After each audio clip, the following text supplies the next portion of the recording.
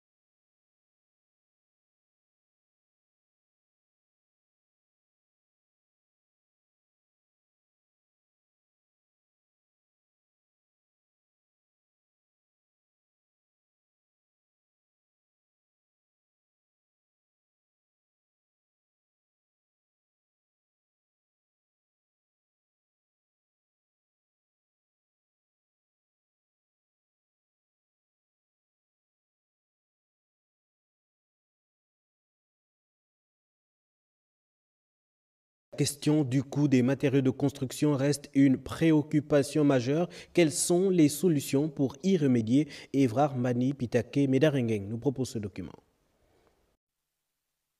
La problématique du coût des matériaux de construction se poserait à deux niveaux. En amont, dans le circuit du marché par les fournisseurs et en aval par les distributeurs. Les distributeurs en aval ne peuvent pas revendre en respectant la mercuriale parce que les fournisseurs leur proposent des prix exorbitants. Nous avons aussi le cas du fer. La qualité du fer, c'est décrié. Il y a le fer vendu localement, produit localement, n'est pas de bonne qualité. Le président de la République lui-même a demandé que tous les Gabonais puissent avoir une propriété. Selon les observateurs, le domaine clé de l'habitat est très exigeant. Et pour ce faire, l'accent doit être mis sur la qualité des produits de construction. En ce moment-là, c'est la pénurie.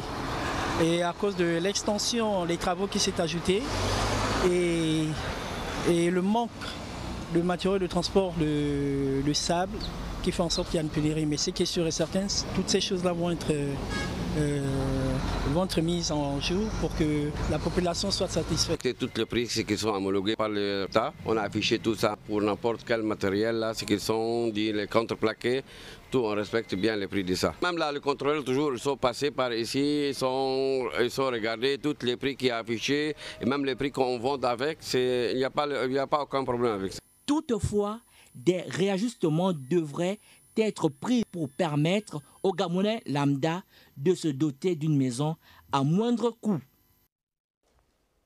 Et il est difficile de nos jours pour les compatriotes d'obtenir un logement. La problématique reste entière. Suivons cette analyse signée Marlène Yelmina Ngoma. Se loger dans le Grand Libreville est un véritable parcours du combattant. Entre le coût, l'accessibilité et les moyens du demandeur, l'écart est décidément considérable. Prenez l'exemple d'un jeune boursier venant de l'Astourville qui recherche une chambre à louer aux alentours de l'UOB. Il a un revenu mensuel d'environ 83 000 francs. Que lui propose le marché du logement? Eh bien, en plus d'un loyer pouvant aller de 50 à 70 000 francs, il faudra prévoir une caution, sauf bailleur compréhensif, des frais de visite généralement fixés à 5 000 francs et, petite nouveauté, les frais d'agence des démarcheurs qui réclament 25, 50, voire 100% du prix du loyer pour le partage des annonces disponibles. Et ce n'est pas tout. Le simple fait de vouloir un logement décent, demi-dur avec eau et courant dans une zone accessible et propre, devient du luxe. D'où les logements de fortune pour ceux à revenus moyens, voire moindres. Et à beau se plaindre, à beau dénoncer, rien n'est fait. Le projet de construction des logements sociaux est certes en cours, mais que dire à cet étudiant? Que dire à ce jeune fonctionnaire de catégorie C? Que dire à ce travailleur de la main-d'œuvre non permanente ou encore à ce stagiaire à revenus intermittents? Que dire à cette mère célibataire qui fait du commerce de rue pour vivre? Ces personnes n'ont-elles pas droit à un logement décent? À quand la régularisation du secteur? Ou bien doit-on attendre l'apparition d'une énième vidéo sur les réseaux sociaux pour réagir? Voilà, autant de problématiques. Il faut dire que l'habitat figure parmi les priorités du chef de l'État. Et nous avons baladé micro et caméra pour recueillir quelques avis de nos compatriotes. Suivant ce micro-trottoir. Disons, la construction des maisons, c'est quelque chose d'assez ardu.